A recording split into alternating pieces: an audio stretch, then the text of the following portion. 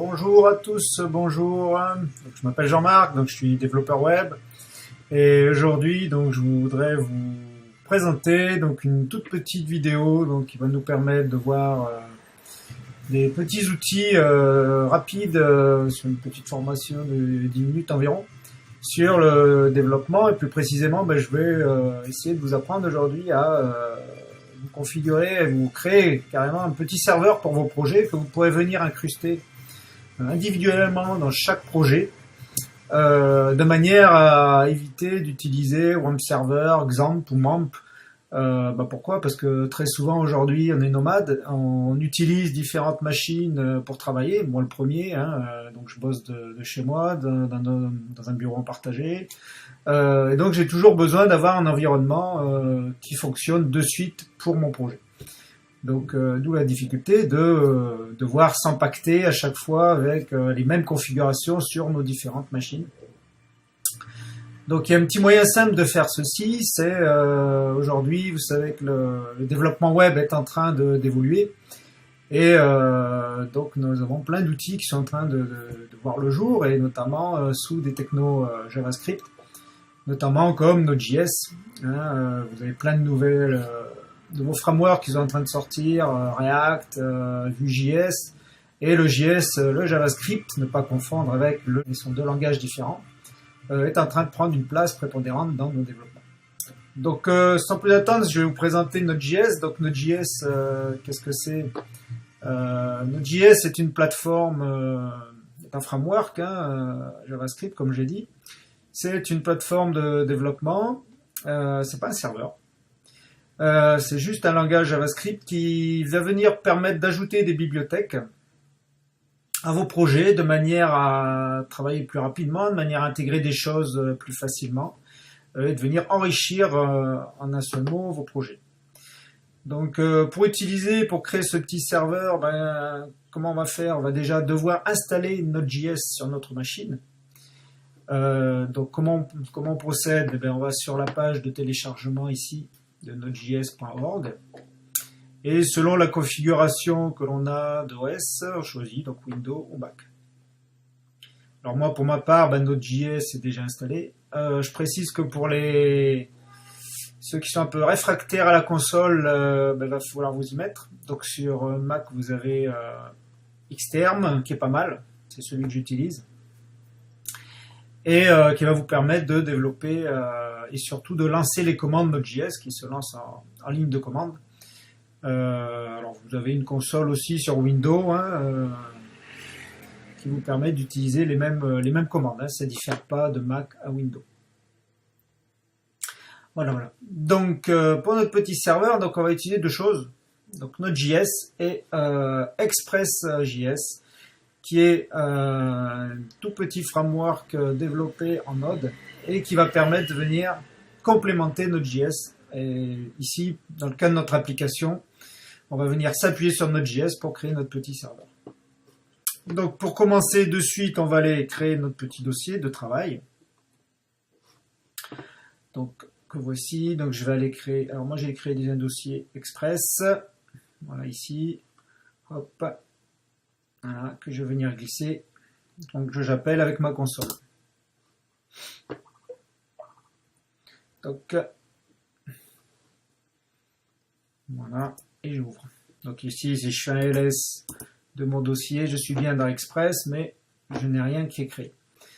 À la base de mon dossier, on va devoir créer une chose déjà essentielle, c'est de devoir, alors je pense comme acquis que vous avez installé Node.js, sinon ça ne pourra pas fonctionner.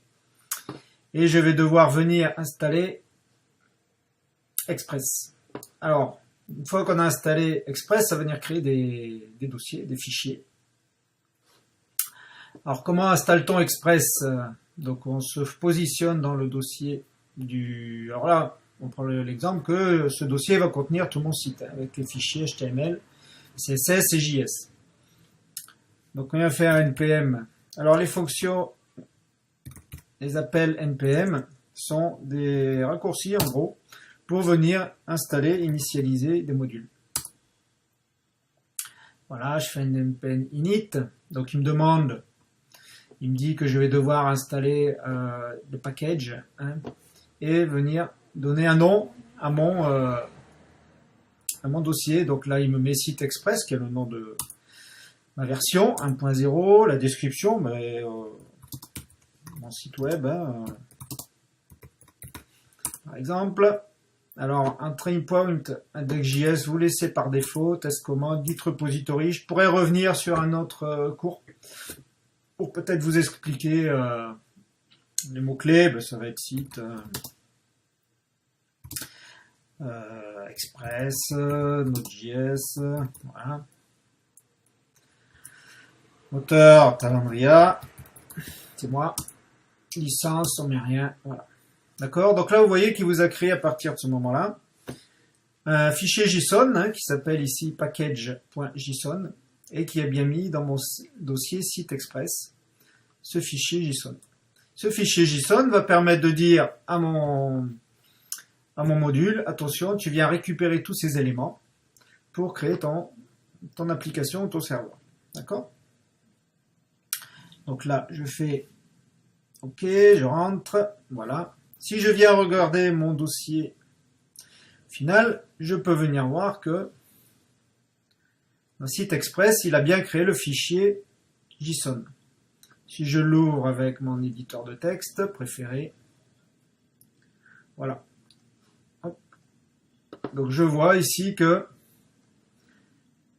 il m'a bien créé, je vais descendre que vous puissiez voir, voilà. Il m'a bien créé le JSON, hein. Alors le JSON, pour ceux qui ne connaissent pas, c'est formaté ainsi.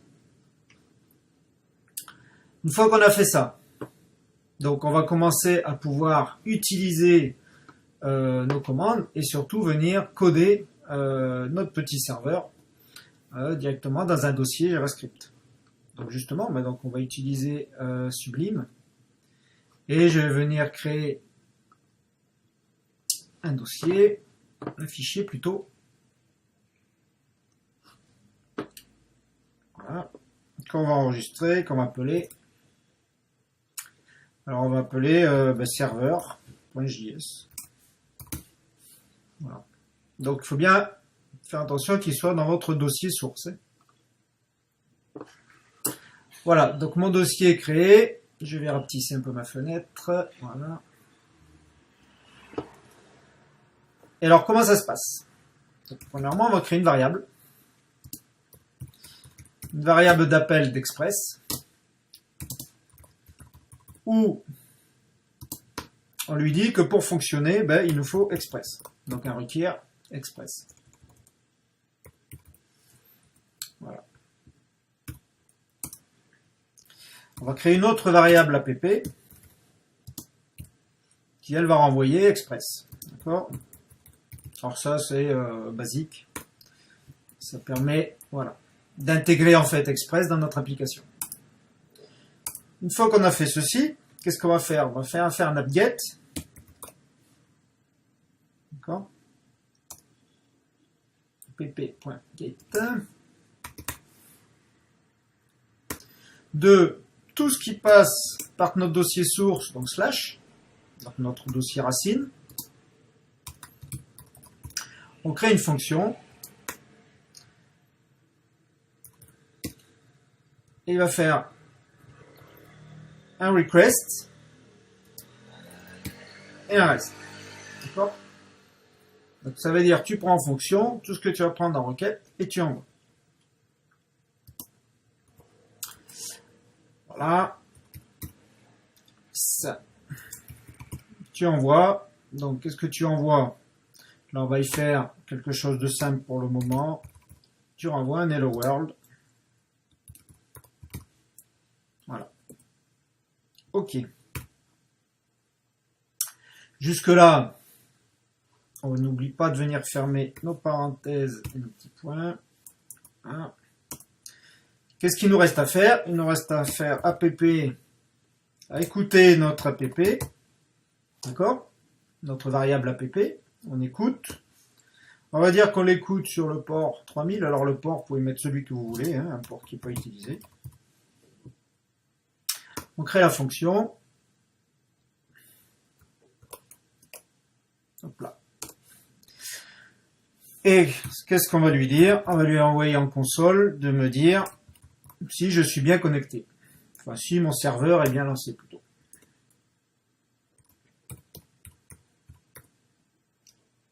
Alors, on peut mettre un exemple, on va dire, on va faire simple, serveur lancé sur le port 3000. D'accord? Donc voilà, donc ce qui est pour mon petit serveur. Hop.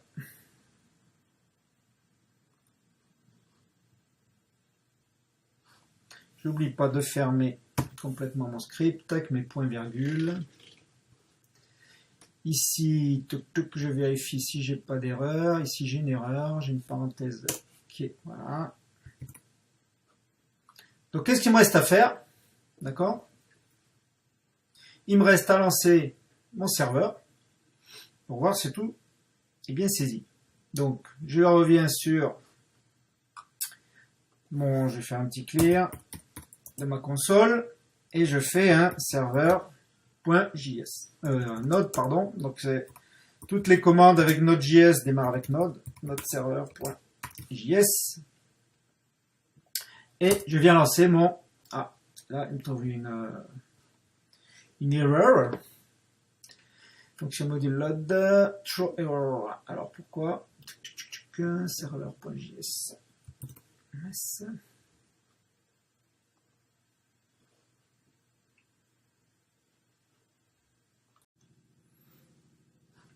Voilà, alors je reviens, donc pourquoi j'avais ce message d'erreur? Tout simplement, parce que comme me disait la doc, il fallait que j'installe Express juste après l'initialisation, et je ne l'ai pas fait. Vous voyez, à vouloir aller trop vite. Donc il ne faut pas oublier de venir taper dans son dossier la petite commande qui permet d'installer, avec npm install Express. D'accord? Donc là, on va finir par venir installer les packages. Alors moi, j'ai des erreurs. C'est normal, parce qu'il veut que je sois en admin. Donc je me passe en sudo npm install express. Décidément, j'arrive pas à le taper aujourd'hui. Save. Voilà. Il me demande mon mot de passe de machine. Voilà, et là, vous voyez, il est en train d'installer les packages. Donc là, on voit qu'Express a installé tous ces packages. Alors, tout ce que vous voyez ici, cette liste, ce sont tous les packages d'Express que l'on ne va pas utiliser ici dans ce petit tuto, mais qu'on pourrait utiliser dans notre projet. Donc, si maintenant, je fais un clear et que je viens lancer mon serveur, donc, on le voit, bon, là, j'étais sur ma page, je rafraîchis, j'ai rien, je lance mon serveur. Node serveur.js. Il me dit que mon serveur est bien lancé. Hop, et j'ai bien mon Hello World. D'accord? Donc là, mon serveur fonctionne bien, mais vous allez me dire, oui, mais t'es bien gentil, mais comment je viens mettre mes... mais comment dire? Comment je viens mettre mes fichiers et mon site, quoi. Hein.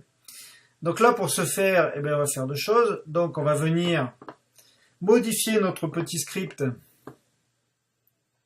pour venir lui dire attention, tu vas aller écouter non plus la racine du dossier, mais aller chercher dans un dossier bien spécifique.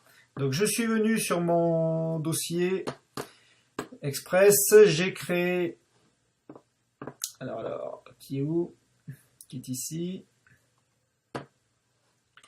Voilà, j'y ai créé donc un dossier public où j'ai créé un fichier index.html, d'accord, où je suis venu y mettre du HTML de base.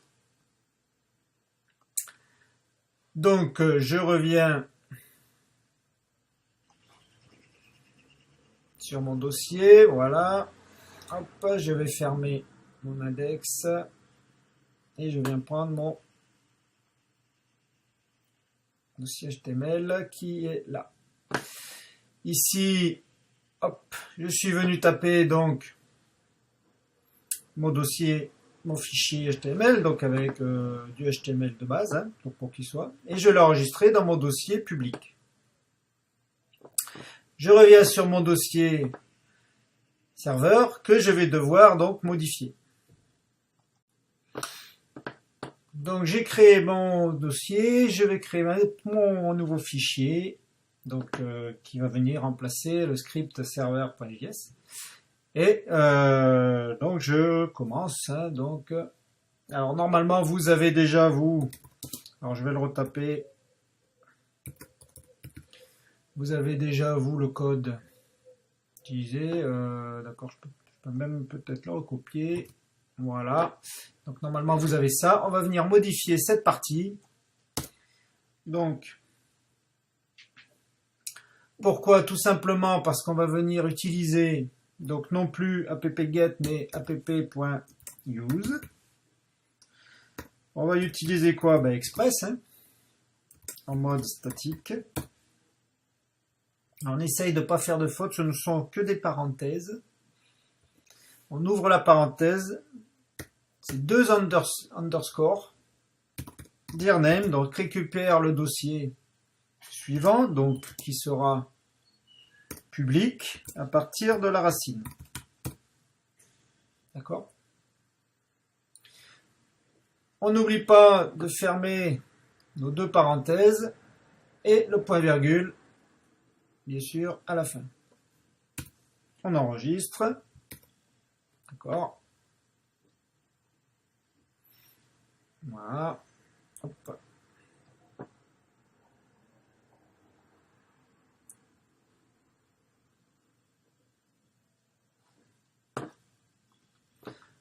Voilà. Donc à partir de là, si je reviens sur ma console et que je retape ma commande node serveur JS,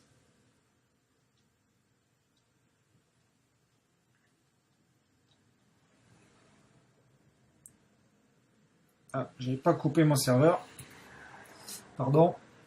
Donc c'est normal qu'ils ne prennent pas notre serveur x.js. Alors moi j'ai mis un x parce que je l'ai renommé, mais mon serveur fonctionne quand même. Voilà, j'ai bien mon premier article, donc en fait qui correspond bien à mon fichier HTML hein, que j'ai ici, avec ce que j'ai inscrit. Donc ce qu'on peut voir, c'est que si ici je modifie le header, hein, je vais venir mettre mon menu.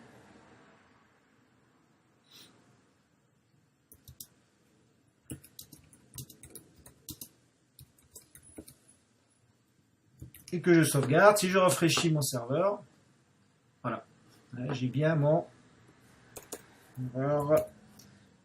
menu qui s'affiche. Donc à ce stade, je peux venir travailler directement sur ce petit serveur. Je peux l'impacter, l'emmener sur une clé USB, le transvaser sur une autre machine.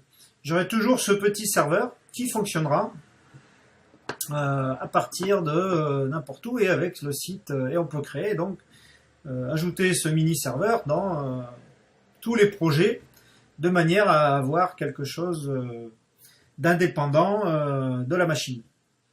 Voilà, donc si ce petit tuto vous a plu, ça durait peut-être un petit peu plus de 10 minutes. Si ce petit tuto vous a plu, je vous invite à mettre un petit pouce, mettre un petit commentaire s'il y a quelque chose en particulier que vous voudriez voir.